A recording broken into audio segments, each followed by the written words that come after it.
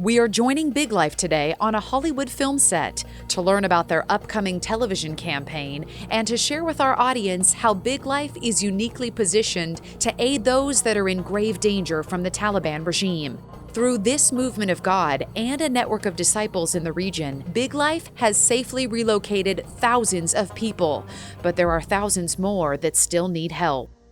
Hi, everyone. I'm Megan Alexander, and I'm joined today by John Harima, the CEO of Big Life, Jeff Gibson, who is the president of Big Life, and we'll be speaking to Scott Mann, a retired Green Beret and author of the book Operation Pineapple Express. So, John, tell us about Big Life and how are you uniquely positioned to help? You know, we've been serving in Afghanistan for over 15 years, and we had a network of over 10,000 people that were on the ground, Afghans who love Afghans. You know, Big Life's a ministry, it's a lifestyle of disciple making. And we were positioned to help because we empower believers to reach and disciple their own people for Jesus. And because of that, we have boots on the ground. And I think that was attractive to some of the other coalitions who are trying to do that work in Afghanistan, is because we already had the manpower there. And everybody was trying to leave, John. But why did Big Life stay? We kept on getting more and more requests from people who did run out and asked us to go back and find some of their folks and help them out. Our folks were just laser focused on using this as an opportunity. Chaos leads to opportunity. Whether they're Christian or Muslim or whatever the case may be, they want to make sure that they have an opportunity to be loved. Scott, you were working with another former Green Beret who reached out to Big Life. How was Big Life uniquely positioned to help?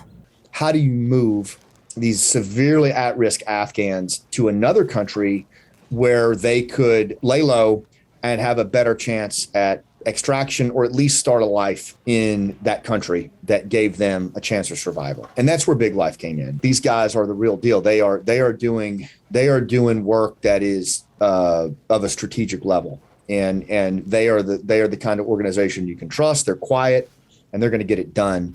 Jeff, Big Life has helped tens of thousands of people. What are their stories? If there was a specific circumstance where we knew they were in danger, we would hide them for a temporary time, and then we would move them across the border into safer countries. They were officials with the former government before the fall, and they were really high on the hit list. And just the opportunities to hear their pleas for help. The way that these folks went from being high-ranking officials to being at the mercy of anybody that would help them.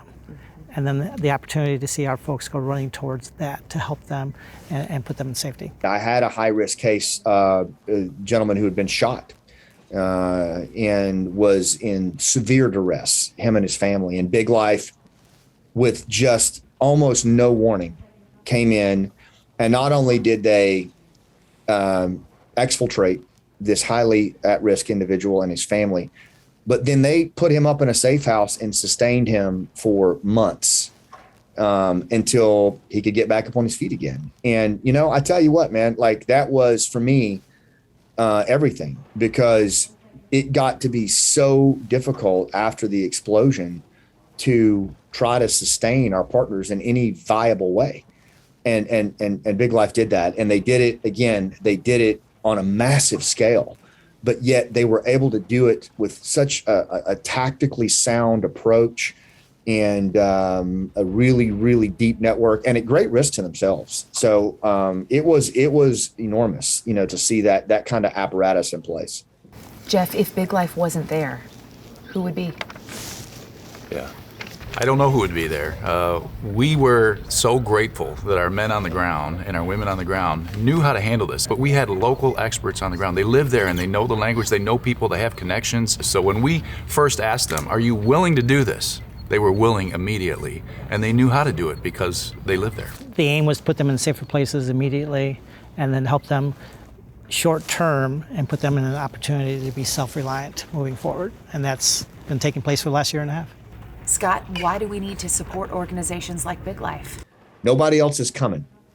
Nobody else is coming. If we're waiting on the hero to come riding over the hill, they're not coming. You know, those heroes are already here. And they're the men and women of Big Life who stepped into the fray and said, nobody's coming. All right, fine, I'll lead.